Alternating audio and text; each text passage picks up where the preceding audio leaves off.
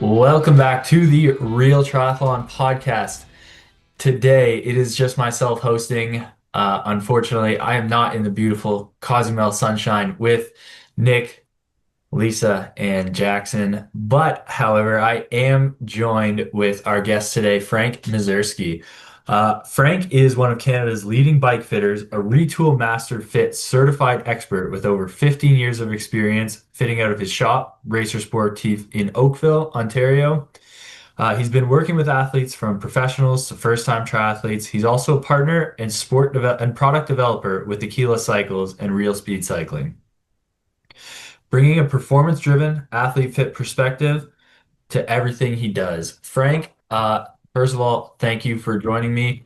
I've had a Well, ple thank you for having me. yeah, I've had the pleasure of working with you a few times over the past. I even back in the heyday when I was, riding up in the front pack in these 70.3 races. I was actually on an Aquila, which is your brand, obviously.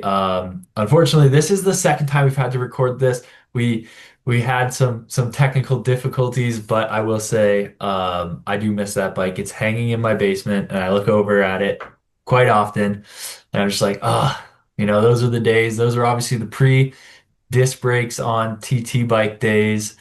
But it was a good fit for me, and it was a good bike. It did me well. You obviously sponsored Domi as well, Jam Nikki, Yes. for a Yep. time. Yeah, I don't know. Is she still sponsored? No, we're not working with her anymore, but yeah, she's fantastic. We had a great time with the partnership for the time that we did have it. I have a lot of time for Domi. She's fantastic.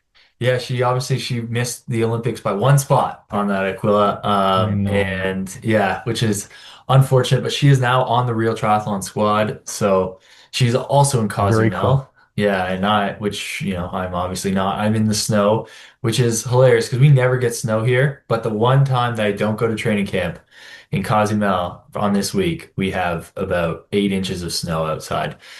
So that's unfortunate. But Frank, let's kind of roll into kind of why we're here, but really I just give me a background a bit first on Aquila, then on what's real speed, and then we're gonna roll into kind of why you're really here, and we're gonna talk about bike fit.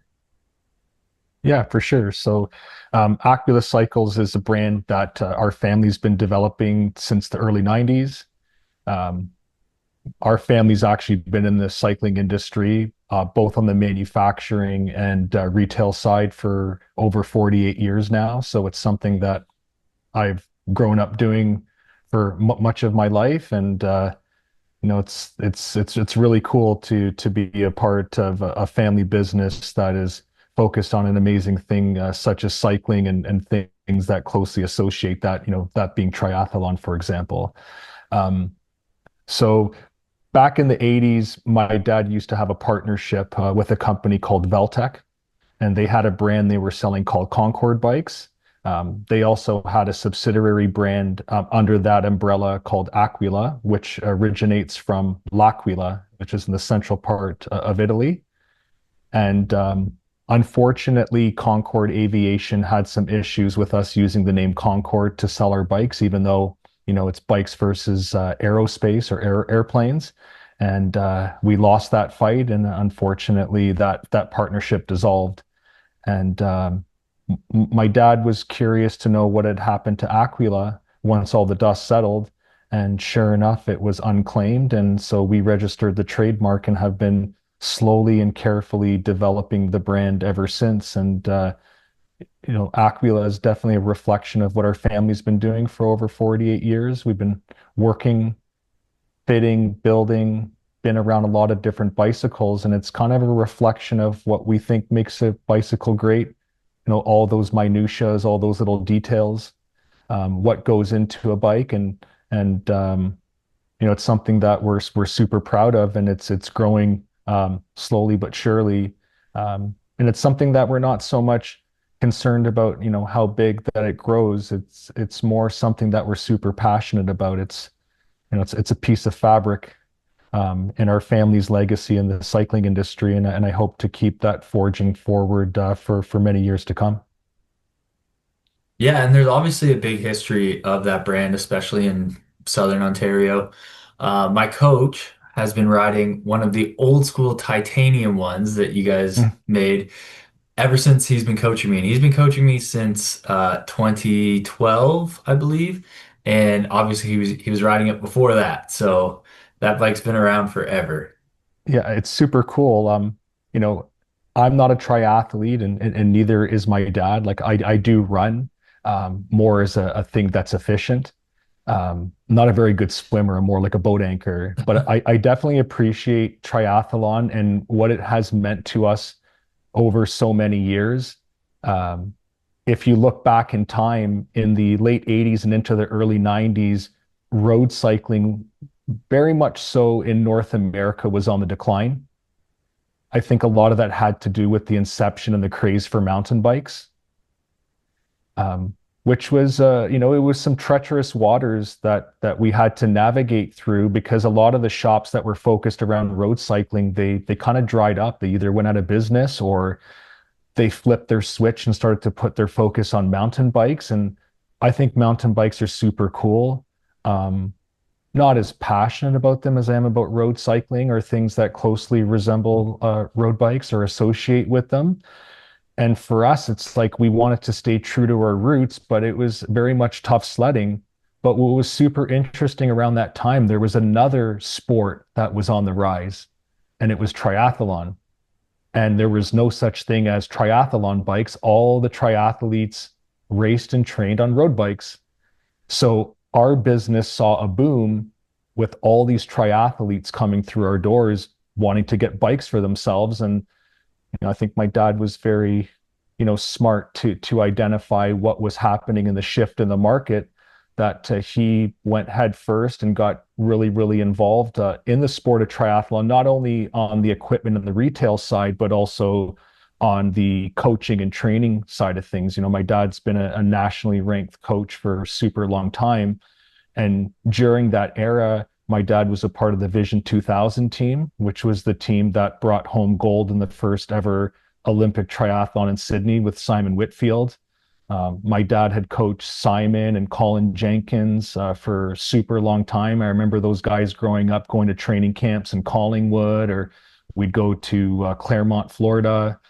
Um, so we've been around the sport for a super long time, kind of like on the sidelines, because we've never really been actively in the sport ourselves, but definitely being immersed and a part of it at some capacity. And I'm forever grateful for how long we've been doing that for, because it's definitely helped to carry the torch forward. And it's just super cool to even see the evolution of the sport in so many different ways. So, we definitely owe a lot to it, and we don't forget where it is that we come from, even though we're not triathletes first ourselves, but we definitely appreciate it, and we think we have a high level of understanding for it. So, it's really cool to see the growth of the sport. Yeah, there's obviously a really, big overlap between triathletes and road cyclists.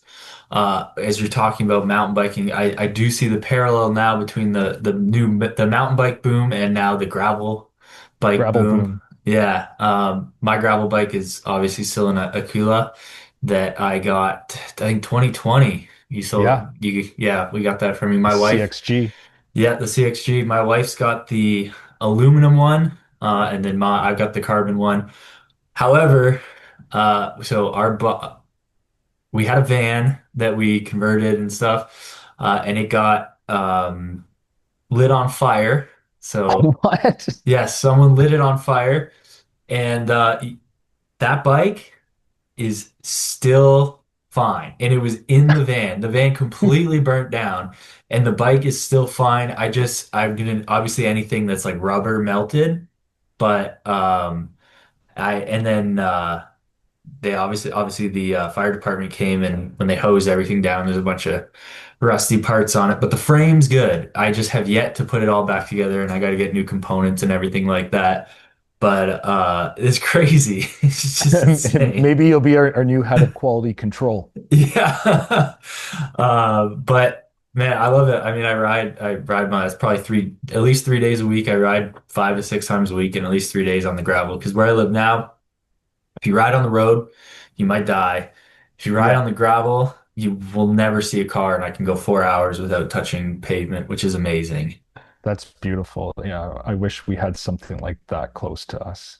Yeah, definitely privileged with the gravel, not so much the road riding. But you touched kind of a bit on the history with your father and everything like that. Was he a key Did he play a key part in you getting into bike fitting? Because obviously you've become the premier bike fitter in, if not Ontario, of Canada. So you're kind of the go-to guy in Ontario, at least to go to. Send everyone your way. You've obviously helped me a few times. So let's kind of take that back to maybe how you got into it, maybe how your dad played a role in that as well. Yeah, yeah, for sure. Growing up around a bike shop, there's never a shortage of things to do, and you're always learning and being taught a lot of different things, whether it's sales or mechanics or just the understanding of bikes and its parts and all its components. And one thing that, I'd always see my dad doing was fitting people to their bikes, whether it's new bike sales or even aftermarket bike sales. So I always thought it was kind of cool what he was doing because he was doing a fair bit of it. And as I was selling bikes and helping to deliver bikes to customers, my dad would be like, "Well, you got to fit the bike to the customer." And I'm like, "Well, I don't know how to do that, so I don't know how that's going to work." And he's like, "I'll show you." And much of what my dad had learned from bike fit, he learned from being a part of the Polish national cycling team. So very much, that stuff is pretty rudimentary, and some of it to a degree still applies today, but it's amazing how much bike fit has changed. Um, so that's where, I kind of learned the first few things about bike fit. I do recall a time where we started to implement some of the fit kit ideology, which was one of the first companies in the US that was actually offering bike fit courses and had a system in terms of how you measure bikes for people and then how you would use best practices to fit them. By today's standards, again, a lot has changed, but it definitely got got things moving in the right direction. And, as I had learned, like with anything in life, a lot of it's trial and error, and a lot of things you hone and shape through experience. I just felt that, fitting with a gonometer and a plumb bob was like so basic. And, it worked for a lot of people, but then for a lot of people, some of those angles that you were setting up didn't, and people would come back with problems. And you're starting to think like, well, why are they having a problem? What are they experiencing? And like, how can we help to remedy that? So, as you continually do more research and reading and stuff, we used to go to these trade shows, Eurobike in Germany and Interbike in Las Vegas. And while I was at these shows, I would make a means to go around and see what's being offered in the world of bike fit. And I remember this has probably got to be 2009 or 2010. I came across this company and I went into their booth. They were called RETUL out of Boulder, Colorado. And they were introducing the world's first bike fitting system that is clinically backed by a sports physician. But more importantly, they were using 3D motion capture in order to understand how the rider was functioning in real time. Because if you look at rudimentary bike fitting, much of what we were doing, we were only looking at one plane, which was typically the drive side or the right side of the rider. And as I got to work with Retool, you started to understand what you see at one plane can tell an entirely different story on another plane, and having the ability to see everything in front of your eyes in 3 dimension was like mind blowing. Um, so starting with Retool, they were opening an enrollment for you to go down and train with them in Colorado. So I did that in 2011, I believe, and got my first certification, went back, got my second one the following year. And then in 2014, I went and I got my master's certification with them. at the Boulder Center in Colorado.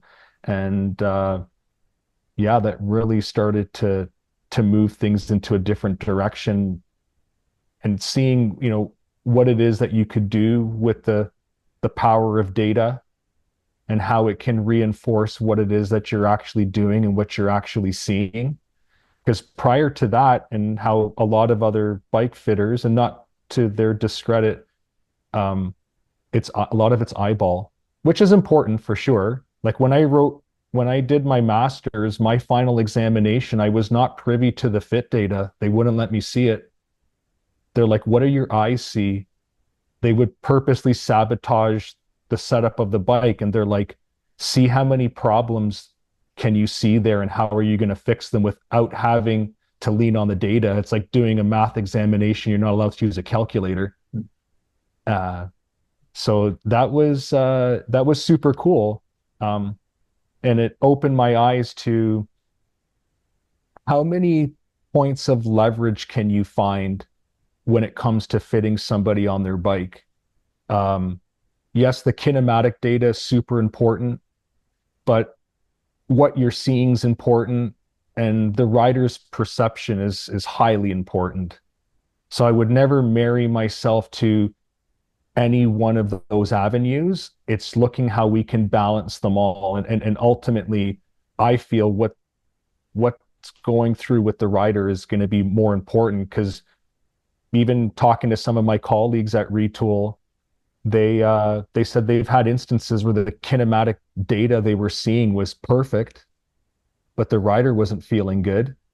And we're all unique, we're all asymmetric, that's for certain. And sometimes you have to draw a line in the sand, and it's like, what's most important here? And obviously, comfort's king, in my opinion. I think that usually translates to an increase in performance and efficiency.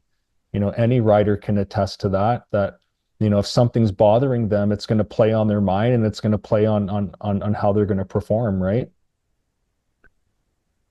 And a big thing, obviously, a lot of people walk into a bike shop.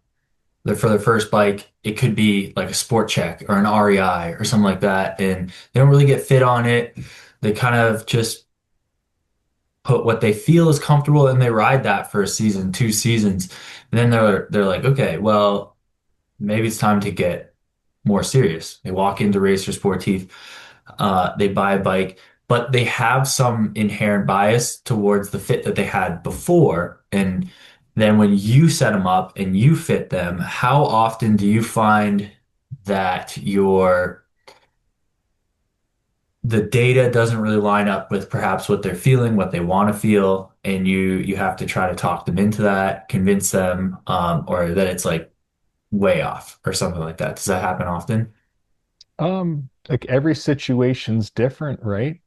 Um, I'd say I'd say the vast majority of people, they have no preconceptions. Like they're coming in for some reason or another. They have some type of ailment, and through prior experience, you can hopefully relate to what it is that they're experiencing, and then looking at the data and trying to draw correlations. Or sometimes I'll point something out and I'll ask them a question. They'll be like, yeah, like, how did you know that? Or, yeah, that's exactly what I'm feeling, right? Without them even telling me, because I can take a deeper dive into the kinematic data and start to draw some correlations to what's happening. For example, you might have somebody that feels like they have an abundance of pressure underneath one foot.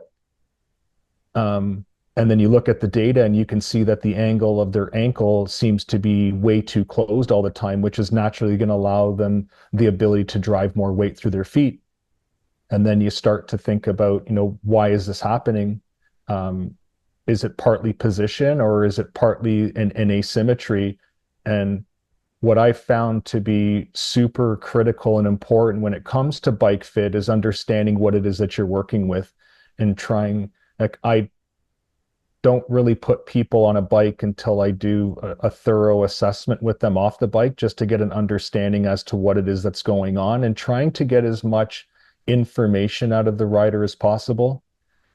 The worst thing that someone can do during a fit session with me, for example, is not allow me to be privy to what's going on. You do get some people, they kind of pride themselves, and I don't know if it's like an insecurity or something, but it's like nothing's wrong. Like I'll ask them like, how's this? How's your neck? How does your back feel? No, everything's fine. But then you go through the fit process and then they start to warm up and they start spewing out this information. And it's like, well, I asked you about that and you said there was nothing wrong. And then now it's like all this information's coming out. Like I remember I had one guy that was, I don't know if he was on the defensive or whatnot, and said no injuries. He's never had any surgeries, nothing like that.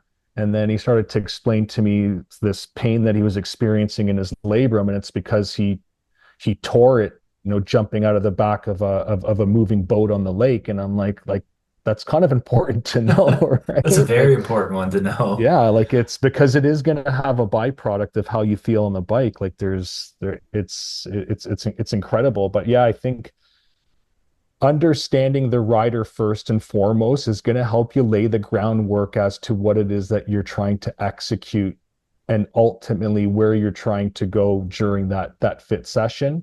You just can't pop someone on a bike and start to go to work. I think if you do that, then you're taking a cookie cutter approach. You're not really trying to customize what it is that you're doing for the rider. Like it's super important. Yeah. Let's kind of backtrack a bit here. And obviously, you touched upon how you moved from the goniometer, the plumb bob, into the retool and the 3D imaging, tracking, all that. Just take me through how in your time, starting from what you learned from your dad to where you're at now, how you think like bike fitting has changed, how it's evolved. Well, it's where do you start, right? Yeah. Um, I think it's just evolved just through process. Um, Much of what we were doing previously was based off of what made sense, what is perceived as logical, but we never really had the ability to quantify and back any of those claims. And you can look at all the different trends that we've seen over the years, like even looking to the trends we see today, like historically, we've always thought that aero was being low on your bike. But now it's being proven that aero is narrow, it's not low. And you're seeing a lot of the riders sitting much more erect on their bike. I'd say the most inefficient thing about the bike is definitely the rider. We're using upwards of 70% of our energy to work against ourselves. And within that 70%, there's a good percentage that really revolves around what's happening with the head. And that's why we're seeing this kind of praying mantis closed up, like really trying to conceal that very inefficient thing. And, you've seen claims where, you know, a bike helmet can be more impactful than a set of wheels because what it's doing from an aerodynamic perspective. Yeah, we got guys spending thousands of dollars in the wind tunnel just to test helmets now. Yeah, it's mental. I Yeah. I worked I was at the specialized wind tunnel in September. That was a super cool experience. They had a test rider inside the wind tunnel, and I think much of how they set up the bike was to show us how much low-hanging fruit there is there. And one of the bigger ones was just what we were doing to hide the rider's head. By the end of the session, um, we were able to uh, save the rider 28 watts to go the same speed. I Yeah. remember working with Alpha Mantis at the velodrome leading up to the Pan American Games and working with Cycling Canada, uh, and working with the athletes. And Alpha Mantis, who's they're no longer around. I believe they got bought by Garmin. But at that time, when they were on their own, they were a team of aerodynamicists from Montreal, and they had called me and asked if I wanted to come and help them with fitting the athletes leading up to the games. I guess just because of my certifications and all the retool stuff. And when we were done fitting the athletes, we had leftover track time, which was paid for that we couldn't get reimbursed or refunded on. So Andy Friansoni, who's one of the founders of Alpha Mantis, went on Slow Twitch, and in the Aero tab, he put an advertisement for a fit camp at the Milton Velodrome, Friday, Saturday, Sunday of that particular weekend. And I couldn't believe how many people came out. Like all these different triathletes, time trialists, race across America athletes. And one guy in particular, he was a race across America athlete. And I think the result that we provided him was very much reflective of how poor his position was coming in. But even him, we saved him 30 watts to go the same speed. Wow. So Could that you? really opened my eyes to, I thought a lot of it was hocus pocus. And it was super real. Like I was like, oh my God, that's incredible. So I think the future of bike fitting is it's continually evolving and it's moving into a much more scientific approach. So one of the things that I was exposed to at this fitting symposium in California back in the fall was looking at bike fitting from a metabolic perspective, which we never really looked at before. Much of it was kinematic and then aerodynamic, but now you're looking at metabolics. How much energy is the rider expending to perform on the bike, right? And now you have another dimension and another leverage point that you can try to balance out. And I was blown away by that.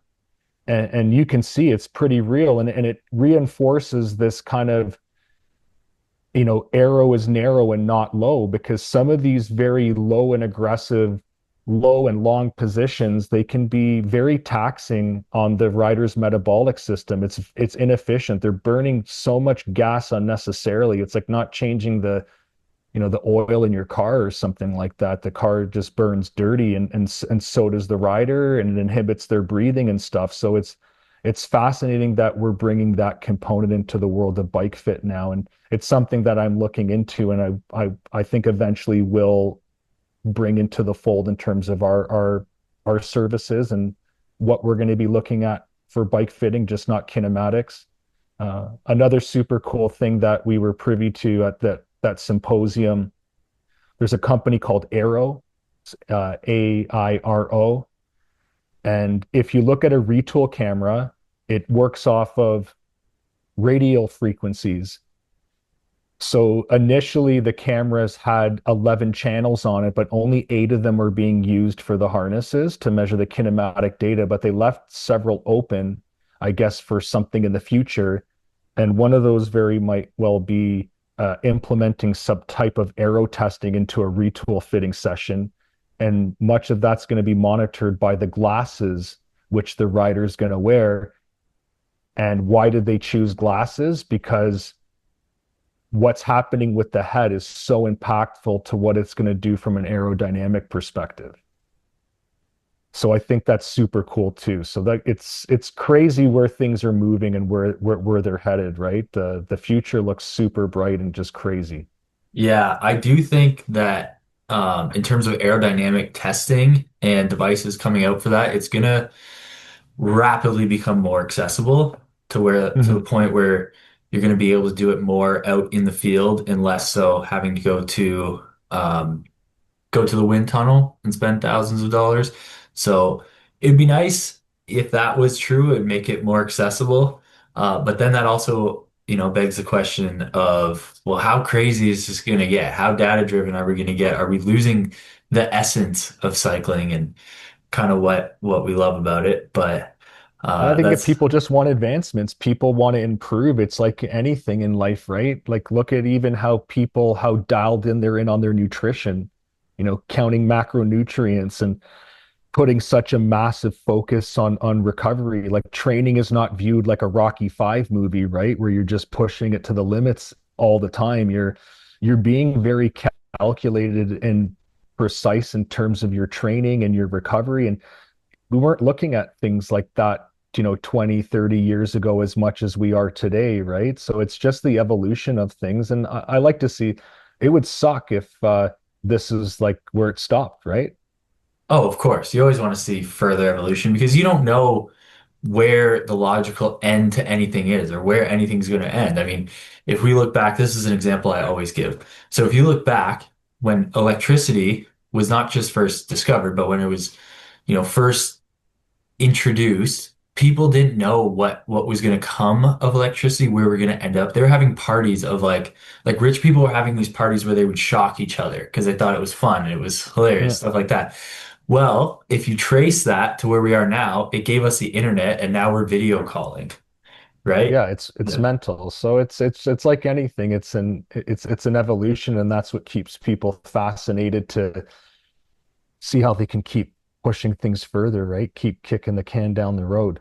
Yeah. And it does seem like cycling is well ahead technologically of most sports, definitely of running and for sure swimming, because athletes now, cyclists especially, they track how much energy they're putting out when they're working out, right? Like kilojoules, you know exactly how much work you've put in, and they track that, and then you can track exactly how many calories you're intaking, and it's so much more scientific now. Like Yeah. your training is precise, it's exact.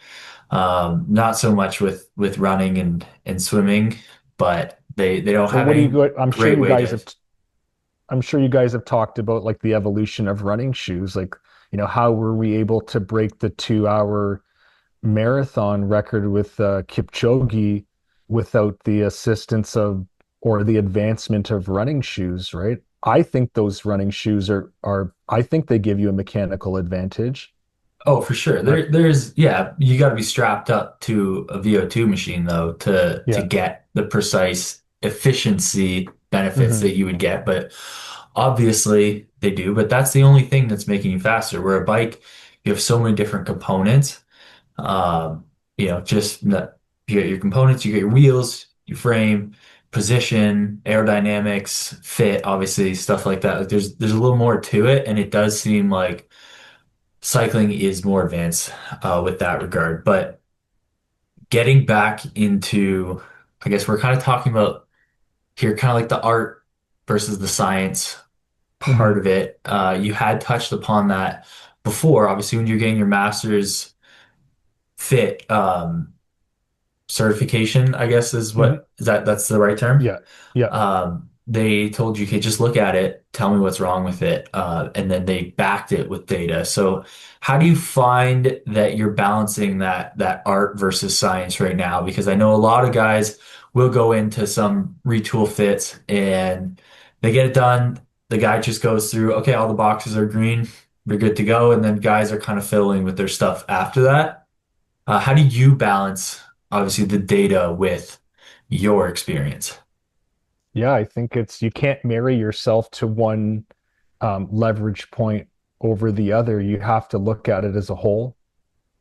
Like I had mentioned earlier in this conversation, that the kinematic data can look perfect, but the rider still has symptoms or they're just not feeling right. And you have to take a deeper dive and start to focus primarily on what it is that they're feeling. Um, we're very much highly adaptive, and we do get used to things. We will adapt to things.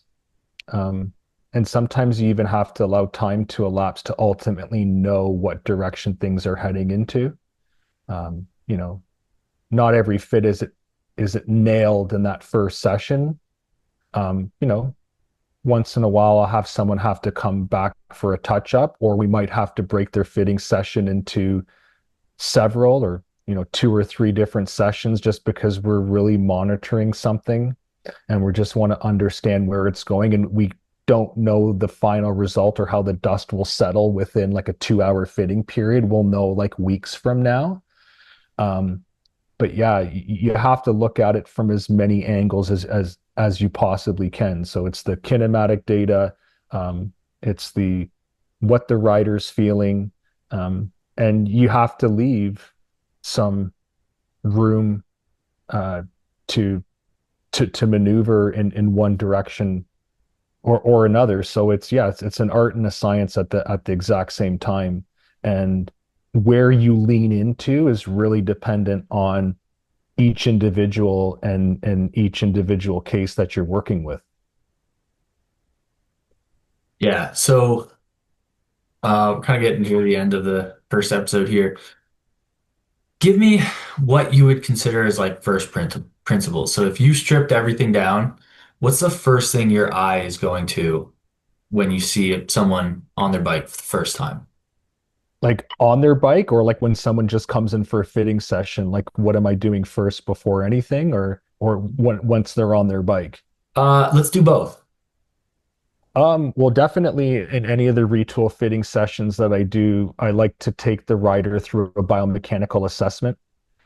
I want to pick up on certain things. I want to see where the asymmetries lie because I've yet to come across a perfectly symmetric person. Everyone's asymmetric, and some of that is functional and some of it's physical. So we do stuff like Thomas tests. We measure for leg length discrepancy. We look for foot angulation, both at the frontal and the posterior plane. We check people's hips, their hip alignment, um, foot sizes. So um, that's super important to understand is what's going on with someone's feet. It's a major contact point. It's what's propelling the bike. And realistically, it's probably the most inefficient thing in the equations, our feet. Our feet comprise of many integral bones, floating bones that were meant to shock absorb our body weight when we walk and run, not necessarily designed to pedal a bike. So understanding what's going on with people's feet, and it can be unique specifically to left versus right, and documenting all those things. You know, checking someone's gait. How does their foot interact with their subtalar joint, their femoral joint, and their hip? Lot of little things you want to pick up because it's going to create anticipation for what you're going to see on the bike. So I'd say that's first and foremost is starting to devise a game plan on what it is that you're seeing and what the rider's presenting through you during the assessment. So that's definitely number one. If you're not doing that homework, you don't even know what you're working with. So yeah, that's step one. And then once I get someone on the bike, um, the first thing I like to look at once I get them warmed up is cleat position. Cleat position is so critical and it is so overlooked. It's unbelievable. Even for people that have been previously fitted by an experienced fitter, I'm just amazed how the cleats were just kind of slapped on the bottom of the shoes, or people put them on themselves and they have all kinds of issues. Um, Even what cleat someone's using, like, yeah, you can trace that back to their pedal system, and then within that pedal system, what it is that they're using. But yeah, cleat position is probably one of the first things that they attack because it's the root of how we're going to propel the bike. And it's understanding what someone's gait pathway is, what the alignment of their subtalar joint is. Ultimately, we want to understand where do their feet want to go because you will subconsciously move your foot within the confines of the shoes to get there.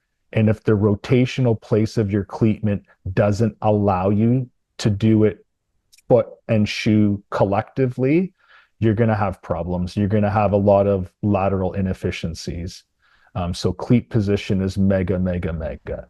So, you know, not only from the fore and aft and bilateral placement of the cleat, but the rotational placement is super, super critical because that's gonna dictate where the float resides when someone's clipped in. And is it allowing them to get to where they want to go, or is it working against them?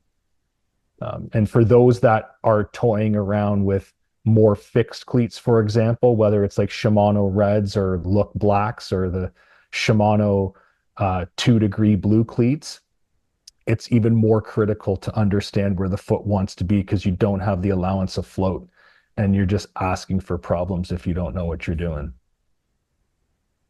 So for a new rider, would you recommend more float or less float? I would probably say more float personally. Most people are used to just pushing a bicycle like in their walking shoes. And, you know, that's where you can understand naturally how they're going to want to push down the pedals. It's no different than like, how does someone stand around? So, you know, as we're going into the assessment, I like to be highly observant of what people are doing with their feet. How do they stand? How do they walk? Um, you know, what's the angulation of their foot? It's, how you walk and run is going to be similar to how you will naturally push on the pedals. And we really want to understand what the foot is trying to do and then supporting that, trying to be as organic as possible and not fixing somebody. I know a lot of riders want to have their feet perfectly neutral, but if your natural alignment doesn't work that way, it's not going to work for you. Like you need to be specific to each individual and how they need to be supported. Like I even had a cool opportunity to talk to Remco Evenepoel in the fall. And I know a question I had asked him is what cleat or what pedal system do you use and what cleat uh, selection do you use? And he said it's been an evolution for him, but he ultimately uses the Shimano Reds, like he uses SPD SL pedals. And for him, he said it took a lot of time to understand the exact placement of the cleat. Um, One of my colleagues at RETUL, Andrew McGregor, does help set him up as well, and said it's like a nightmare when a pro rider comes to them and they want to set up multiple pair of shoes using a fixed cleat.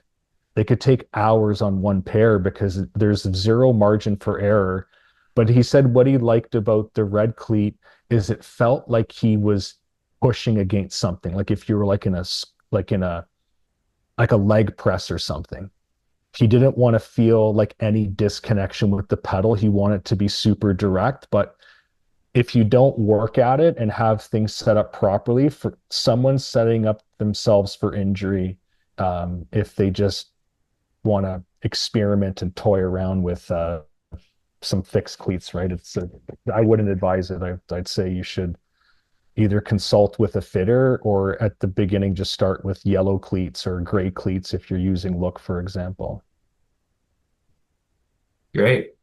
All right, then. So I think that's good for episode one. So for those of you who still interested in this, next week we're going to come back with Frank again, and we're going to hit on some common mistakes, some myths, and some rider, maybe some red flags that you might see. Okay, so till next time, peace out.